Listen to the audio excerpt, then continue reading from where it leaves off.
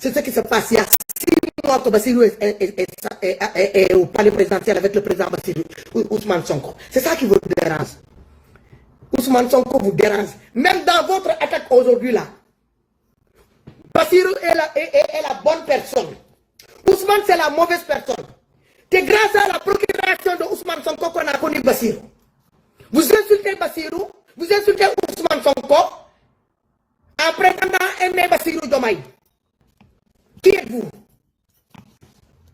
Qui êtes-vous? Le clou de spectacle des apéristes qui viennent défendre la cause de Bougane Gueye Dany. Non, on marche sur la tête là. On marche sur la tête des apéristes qui viennent pour défendre, comment dirais-je, la politique de Bougane Gueye Dany. Qui est Bougane Gueye Dany? Si on vous demande de définir la définition de Bougane Gueye Dany, vous allez le définir dans quel contexte? Voilà un mégalomane, un psychopathe, un bipolaire, un schizophrène, une personne qui trône, une complexe d'infériorité chronique en lui, qui ne le cache même pas, un voleur avéré. Voilà comment il se définit. Comment moi je peux définir Bougane Gueye Dany, que vous voulez défendre sur le live de Karine. Une Camerounaise qui appelle soi-disant les Sénégalais intellectuels à venir faire le bilan le bilan positif de Macky Sall sur son panel. Cette Karine-là, c'est le poulet de Franklin Nyamsi. Et ce Franklin Nyamsi-là, j'ai aussi sa petite gueule sur terre. Il est tellement fan de moi, ce Franklin Nyamsi-là, que ce vieux-là, il porte même pas ses couilles à venir m'affronter direct, ou bien à me laisser monter dans son direct, pour aller l'affronter sur son direct. Il préfère passer par derrière, faire des coupures dans mes directs pour aller le poster sur ta page. Pour quelqu'un qui se dit que il est le patriarche, il a le monopole du savoir, de la langue molière sur les réseaux sociaux. Le voilà aller récupérer mes dires pour s'en servir comme arme contre le président Bassirou Diomaye et Ousmane Sonko. Ça m'a fait ricaner. Vous les idiots là, notoires de APR, ça m'a fait ricaner. Allez vérifier mes dires sur la page de Franklin Nyamsi. Le père de Karine, cette fille-là qui se nomme Karine, qui est sur les réseaux sociaux, qui a un grappin, qui fait un grappin sur Bassirou Diomaye et Ousmane Sonko. C'est tout. Surtout sur Ousmane Sonko, parce qu'il est le plus indexé. Là, il vous voit qu'il à la gueule. Le live de TikTok là, si ça descend, ça là, vous voyez à un certain niveau. Je Facebook nee naa leen je vous ai averti live bi nga yëg na laal saa yi sinon xoolal ma këppatal xoolal lépp laaj li ma doon wax waa APR dama koy tourner contre yéen waa APR yéen waa Pastef yi yéen laa koy tourner xam ngeen sama jikko non damaa bipolaire ba katt ndayam xam ngeen ko da koy dem nag ci ay live na yéeg na sal ba ci biir xoolal waa APR yi ñu gobe ko maay centre ndayam reprise ndayam ci seen saram nday ñoom autant qu'ils sont réew leen xamadiw leen je vous ai averti dans le direct de Karine. J'ai pris pour ma grade. Dans mon noppi, j'ai pris sur moi. J'ai encaissé. Arrivé au moment, il fallait que ça pète. Moi, même Karine n'a pas su me contenir. Il fallait qu'elle me fasse descendre. De l'Ola Bougon. Qu'elle me prenne, me yek, me wax mes doléances, défendre les maham. Défendre. Yalla dako, yalla boko jëk défendre. Bëgg sa réew.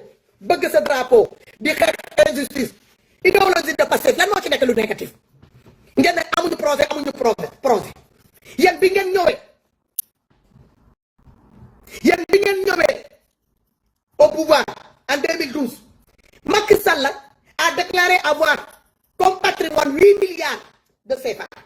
Macky Sall nous a déclaré 8 milliards CFA comme patrimoine qui a été donné par l'ex-président de la République qui est le président Abdoulaye Wade. Merci beaucoup la Sénégalaise. Or que c'est faux. Ce dernier est sorti pour le démentir.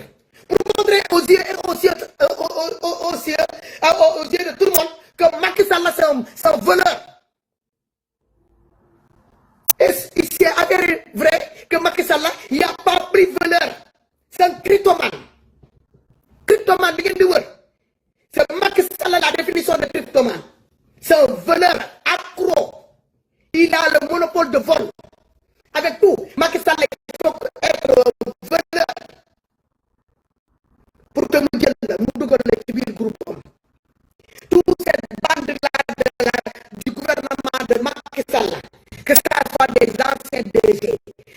anciens directeurs, des anciens députés, des anciens ministres, tous des voleurs.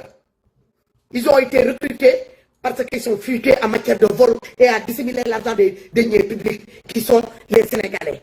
Vous venez me dire que, oui, que les Ousmane Sonko et les Bassirou Diomaye, au bout de 6 mois, ils n'ont pas de projet, ils ont menti aux Sénégalais. Le projet là, ce qui se passe là, c'est ça la définition du projet. Vous pensez que le projet c'est quoi? Le projet c'est votre vie misérable là, que vous êtes en train de vivre là dans les différentes banlieues, truffées de rats et de souris, en en finir de cafards. Là où personne ne veut y aller. L'autre là, l'autre fille là, avec son bonnet là de bain, des fossiles, visage maculé de saleté. Voilà cette pimpesse là qui vient m'adresser la parole, moi, qui définit la richesse de ce projet là de Pastef. Tu veux me parler moi? Sur quel terrain? Je suis plus instruite que toi. J'ai plus voyagé que vous. J'ai la capacité de parler plusieurs langues. Je suis plus bilingue que vous. Je maîtrise la langue de cette game-là de politique mieux que vous. Côté saay-saay bi maa leen ci gën a kattan dem. Bu dee da ngeen di jaay bipolaire man ma kaa namp bokk. C'est ça qui me pousse à tétiner tout le temps où vous me voyez. Man ngeen ko sëkkal de man jeeg. Te du ma jeeg xoolal du ma jeegu padaas. Déedéet du ma jeegu naa leen def ni xaaf. Man jeegu complet la caterpillar la ku dugg ci man ma doxaan sa ndey ak sama caterpillar. Waxoon naa leen ko. Bindal naa ko Karine ma ne ko ma chérie Karine, je t'invite dans mon direct ce soir. T'as qu'à bouger ton gros cul là que t'as là-bas là, plein de bananes de coco et de foufou. Tu viens me rendre visite. Je vais te montrer comment ça se passe chez moi. Je vais te montrer comment ça se passe chez moi.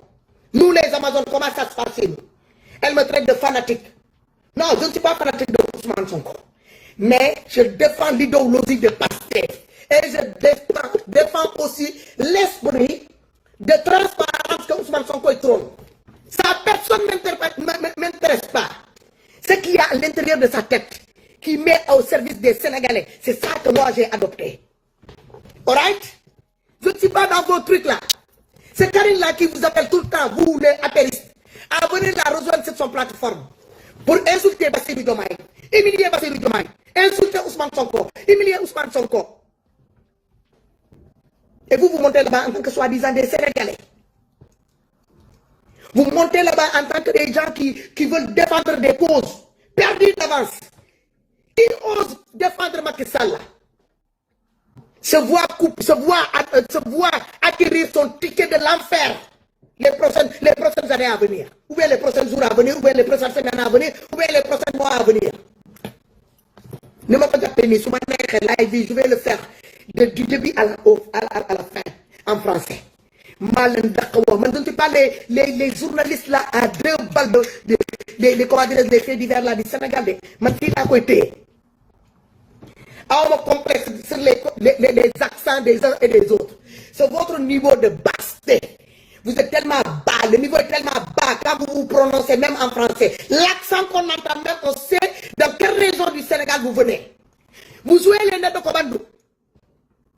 Vous voulez jouer les nez de commando. Vous n'êtes pas plus blanc que moi.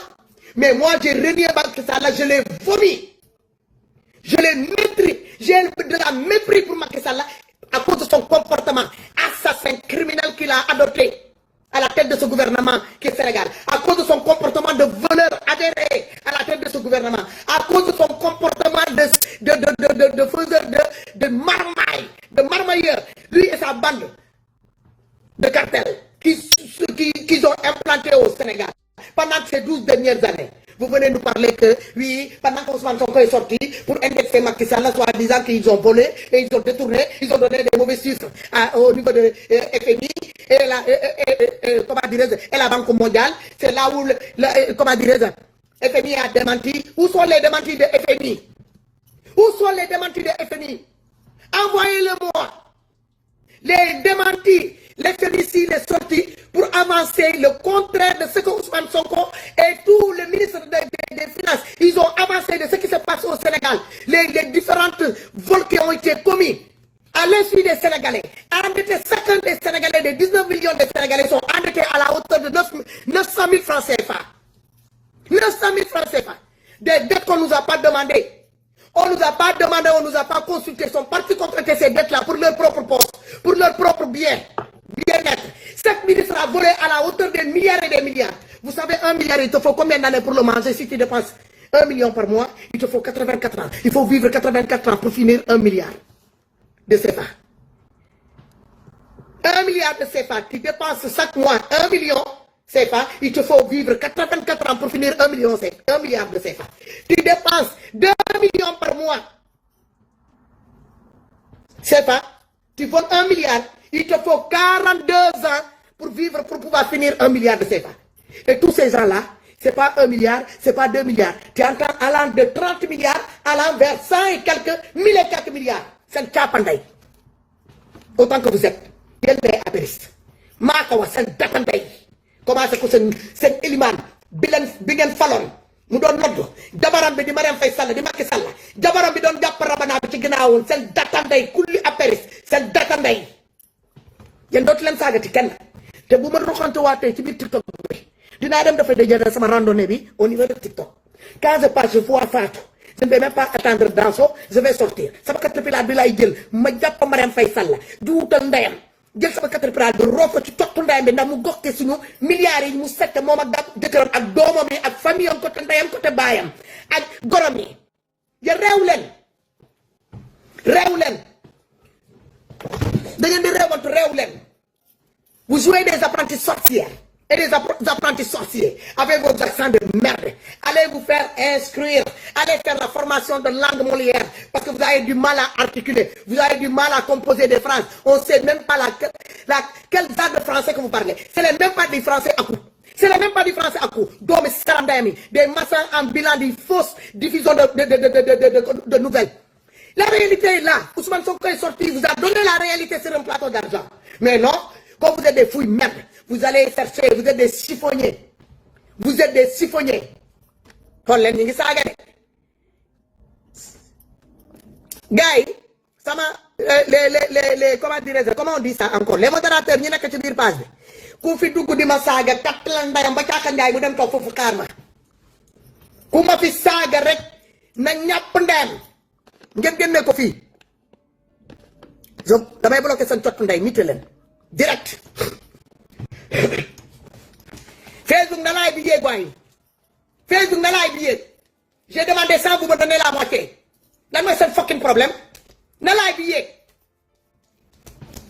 laay bi na yéeg ñu der sabari la bu ma kenn ñaana bu may saaga tey ci suba ils étaient nombre de plus de 7 personnes ci kaw ma nekk foofu man tundu pour défendre Ousmane Sonko le projet de Pastef et les dire yi di leen doon contredire yéen ñëpp kenn ñemewul waa Pastef yi kenn ñemewul yéeg ñi bàyyi ma foofu au beau milieu des meutes de loup Karim avec sa bande de APR ñi bàyyi ma ci biir mais ils n'ont pas sauvé damaa téegal sa ndey wan by one ba mu jëlee xoolal dañ maa wàccee man je croyais que j'allais même pas me faire descendre ñoom ñoo ma wàccee ils m'ont fait descendre et pourtant j'ai rien demandé j'avais pas dit mon dernier mot nee naa leen man maay caterpillar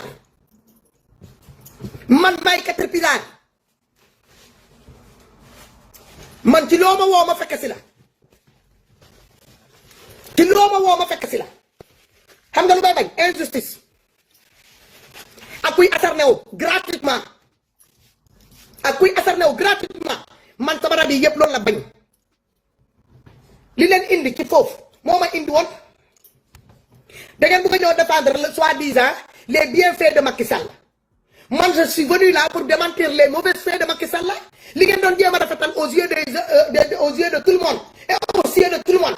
Moi je suis venu pour vous faire montrer que c'est de la poudre d'or. Derrière ça il n'y a rien. Macky n'a rien fait au Sénégal à part tuer nos enfants, mutiler nos enfants, enfermer les uns et les autres. waaye kii xaar leen dafa am ko moo bëgg a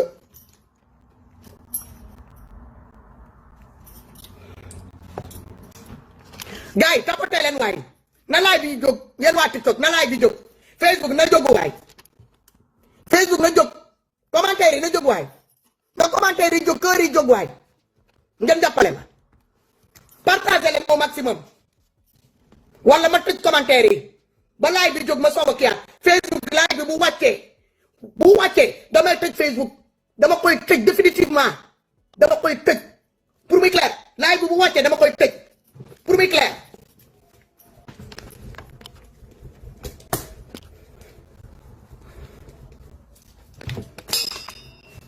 képp ku bëgg a saaga Macky Sall ndeyam kaay leen man maa leen ubbil tey sama plateforme kaay leen ngeen téegal ndey kumba timboo bëgg koy timb ci cottu ndeyam musuma saaga Macky Sall du ma nangu benn doome cottu ndeyam buy wuyoo ni que ne moom Macky Sall lay jàppale di ma saaga ndey te saaguma Macky Sall dama ko traité de psychopathe te loolu la traité ko de schizophrène te loolu la traité ko de bipolaire te loolu la traité ko de sàcc de njuuñ njaajkat de collabo te loolu la Macky Sall loolu la ñu woon Macky Sall n'était pas là au service de Sénégalais, il était là au service des colons. Moo tax doomi saramday bi bu mu paree jël suñu milliards ak ñoomi seen daa jël léppam son franco comment dire marocain loolu la ñu won il nous a montré que il n'est pas sénégalais. Macky Sall yéen noo ñu sant ko di ma doon jàppale vous qui essayez de défendre les soi-disant les causes perdues de Macky Sall là sur le live de Karim là vous savez très bien que Macky Sall n'est pas un Sénégalais à 100%. Il nous a montré le jour de la passation du service. Macky Sall ne s'est pas gêné. Même la veille de la passation de cette passation de service. Macky Sall ne s'est pas gêné à signer des milliers de contrats. Faire passer des contrats. Des gens qui n'ont pas de CDD ni de CDI. Leur donner tous des CDI.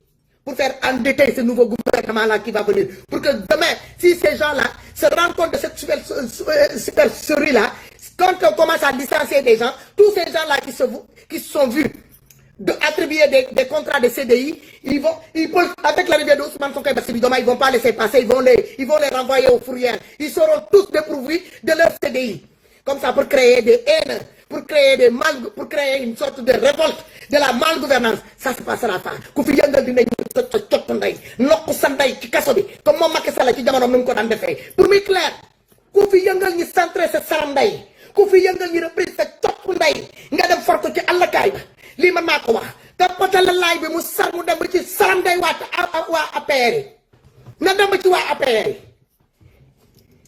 léegi nag li di ngeen comprendre que ni lan moo tax Fatou bëggutoon dugg assemblée topp ma ñoom Ousmane Sonko di leen naan fal leen ma lii laa bëgg leen laa bëgg dama bëgg indépendant sama mindset bi indépendant sama level xolal sama esprit bi mu indépendant sama corps bi yaa ngi dëgg mu indépendant damaa bëgg am sama fucking human right.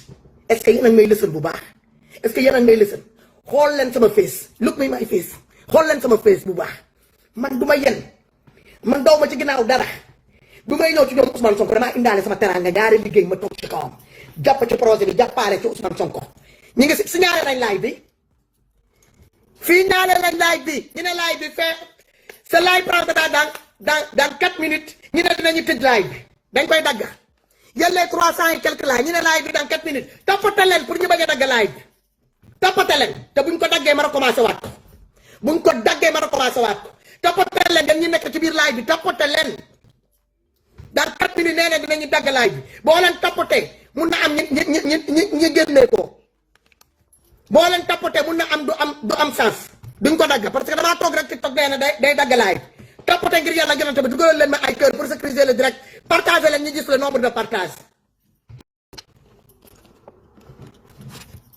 nga yéeg TikTok ne nombre de 328 personnes à la barre nda laay bi yéeg 336 nda laay bi yéeg ngeen toppatee 40 et quelques toppatee leen ngir yàlla gënante toppatee leen bu ko TikTok coupé tamit ñu commencé waat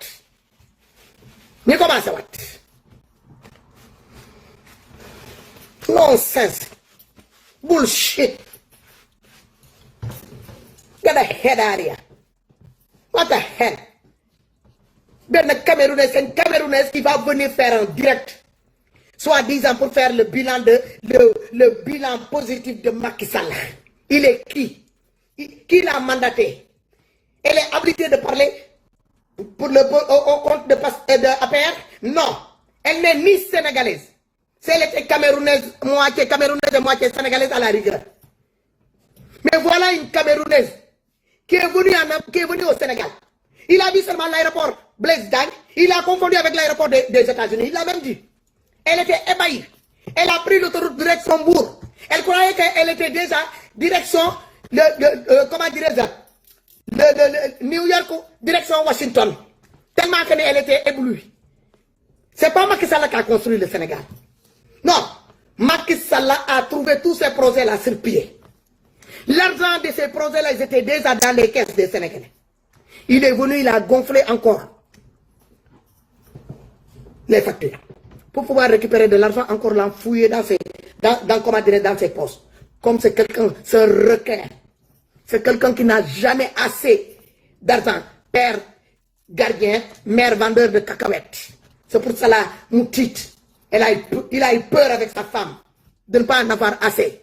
Ils ont volé. Macky Sall a volé. Sa femme nous a volé en faisant croire aux Sénégalais que sa fondation de servir le Sénégal était là, mise en place pour à disposition aux Sénégalais. Or que cette fondation-là était typiquement là pour blanchiment d'argent, pour blanchir l'argent des Sénégalais qui volaient dans les différentes caisses. C'est un tapandaï. Il y a presque 400 personnes là de TikTok. S'il vous plaît, dépotez pour que TikTok ne coupe pas le direct. Dans 1 minute 57 secondes, TikTok va couper le direct. D'après les Marek. D'après les s'il le coupe aussi, on recommence. Tapotez pour vous vous partagez, comme ça, vous dites que vous partagez. Oh my godness. Il y a la bonne couper. Dans 1 minute 42 secondes. Une Camerounaise quoi? Une Camerounaise. Une traîneuse quoi? Moi, je suis né ici en France. Et je veux parler aujourd'hui sur le bilan de l'ex-président du Sénégal, Macky Sall. Et j'appelle tous les Sénégalais intellectuels. Je ne veux pas d'insultes ici, je ne veux pas de remarques, je ne veux pas de fanatiques. Venez seulement défendre le bilan de Macky Sall. Et vous me dites pourquoi votre président de la République, il a marié 2 femmes. Le président Bassirou Diomaye, il a 2 femmes, et 2 femmes, et c'est 2 services. Et il y en a une femme qu'elle aime plus que l'autre. Une Camerounaise qui a remarqué que nos fausses lady là, du président de la République, Bassirou Diomaye, préfère une de ses femmes que plutôt l'autre. Elle, là où elle est là, en tant que Camerounaise, elle a remarqué ça. Et vous, les apéristes là, vous venez pour soutenir cette thèse-là. Vous venez soutenir cette sarabia-là qu'elle est en train de raconter. Vous venez soutenir cette cause-là, cette baliverne-là que cette dame-là est en train de raconter sur sa page. Elle est en train de se gaver des boissons énergisantes le matin de bonheur en tant que femme. Vous voyez sa double tête là, avec son visage là, son greffage qui est venu jusqu'ici là, tapissé jusqu'au niveau de ses sourcils. C'est cette fille là qui va venir nous parler de nos premières dames sénégalaises, qui va venir de nous parler de notre premier ministre, qui va venir de nous parler de notre président de la République, qui a même pas 45 ans. Qui a même pas 45 ans. Qui a l'âge du dernier enfant de leur président de la République. Tapote leen bu ñu bàyyi ñuy yéeg tapote leen fii ngeen di tapote nag pour TikTok bàyyi tapote balaa ñuy dagg c'est coupé. TikTok a coupé. TikTok a coupé. I'm very sorry. I am very sorry. I am very sorry. Tapotez leen. TikTok, je suis de retour encore. Tapotez leen. S'il vous plaît. Tapotez. Madame, attends. Je vais faire quelque chose.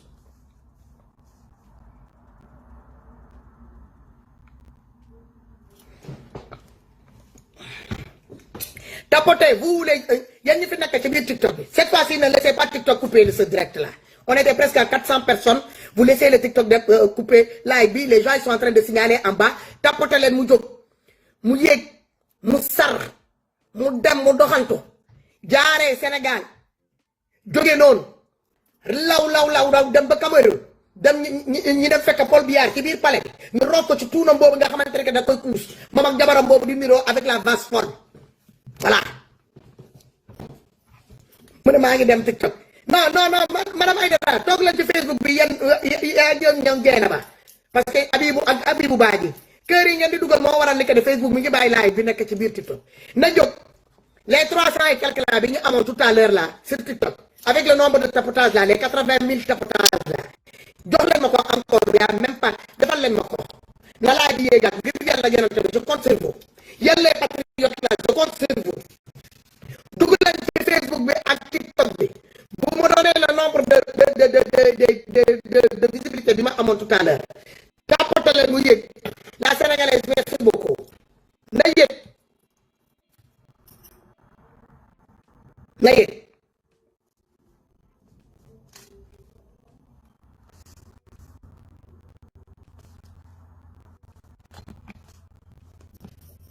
Naye.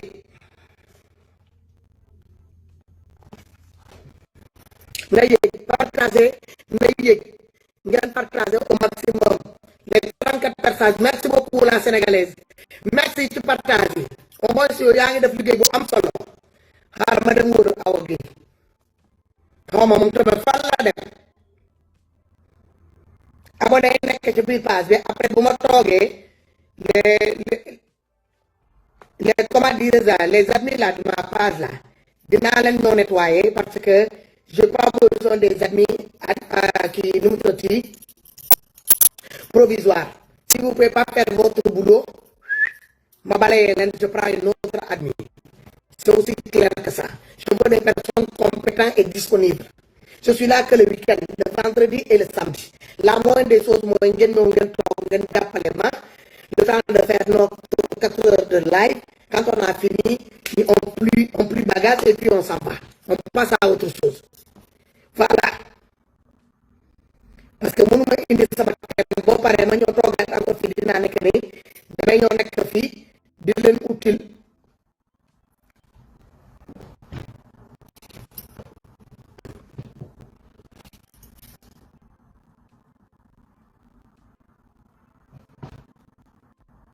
Merci beaucoup, tu partages, merci. Partagez au maximum. J'ai rien contre les Camerounais. Les Camerounais. Mais je refuse que une Camerounaise ou bien un Camerounais ou bien un Africain qui que soit se permet au bout de 6 mois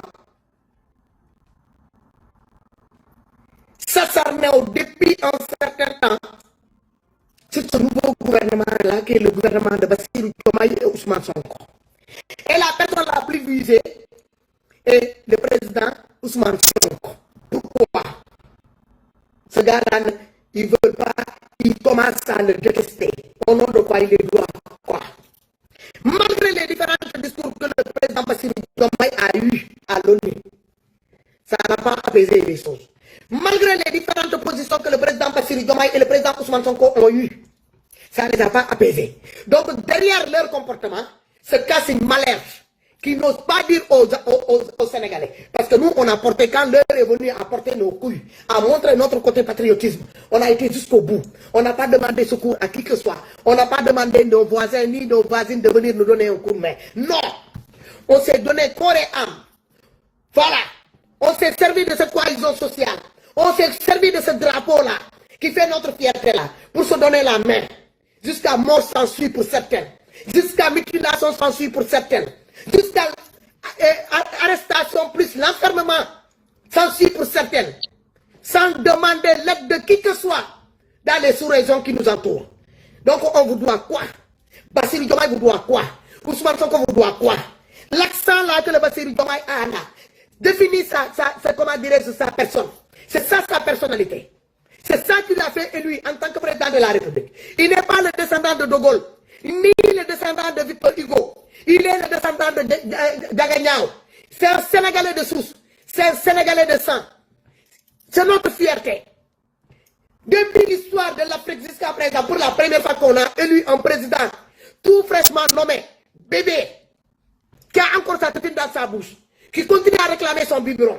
En quoi ça vous concerne, vous? Vous avez quel mal-être devant la présente Ousmane Sonko et Bassirou Diomaye? Les Français qui parlent là, soi-disant que vous maîtrisez la langue molière là, ça vous a servi à faire quoi? À vous poser every single day sur les réseaux sociaux, posez vos gros culs, vos doubles têtes là, à parler, à déverser votre colère, à essayer de vous rebaisser. Vous essayez de rebaisser des gens qui sont déjà élevés par Dieu. Vous essayez de rebaisser des gens qui sont déjà élevés par leur peuple. Vous rebaissez des gens qui trônent la liberté, qui trônent la démocratie, qui trônent le patriotisme. Allez faire de même dans vos pays respectifs. Et après, revenez nous parler, nous tutoyer, nous les Sénégalais. Revenez nous donner des leçons de patriotisme. Revenez nous donner des leçons de vouloir défendre son drapeau, de vouloir aimer son pays, de montrer ce que c'est, le don de soi. Vous n'avez pas ça, vous avez le don de cul. À s'asseoir dans des maquis, à s'asseoir dans des soirées d'alcool là. Vous êtes partout. Vous faites la fête every single day. En parlant de Karine, cette Camerounaise là qui se permet, soi-disant d'appeler les Sénégalais, soi-disant intellectuels entre guillemets. Elle-même, elle a les pieds pleins de boue. Oui, c'est une bapoune. C'est une bapoune. Pour appeler tous ces différentes fauves là de l'ex-APR, de venir se jeter, soi-disant sur Ousmane Sonko et Bassirou Diomaye. Mais quand elle faisait cet appel-là, elle ne pensait pas qu'il y aura une des défenseurs, des servitrices, défenseurs de ce projet-là, qui allait passer devant leur porte, qui allait voir leur marmaille là qui sont en train de mettre en place ce matin. C'était moi. J'ai fait la demande, on m'a fait monter. Je pense que Karine, il a déjà marqué, il a déjà compris qui est Fatoumata les Amazones. Je serai gravé dans ces mémoires-là, les plus obscures de sa vie.